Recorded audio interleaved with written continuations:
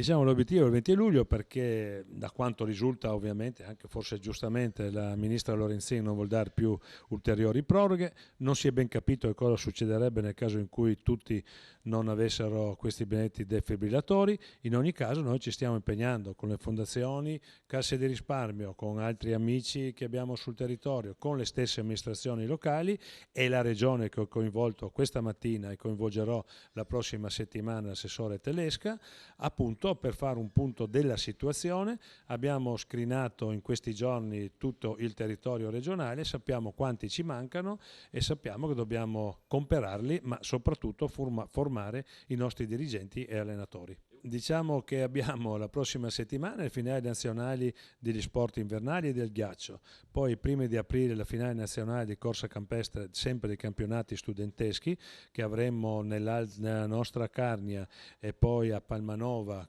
con alloggi a grado circa 1 migliaio di ragazzi con i loro accompagnatori, e quindi ancora una volta la nostra regione lì ben presente. Avremo poi, lo presenteremo nelle prossime settimane, importanti raggruppamenti preolimpici per la qualificazione della pallanuoto a Trieste, belle partite della pallavolo maschile che è già qualificata in particolare con la Serbia, e campionati europei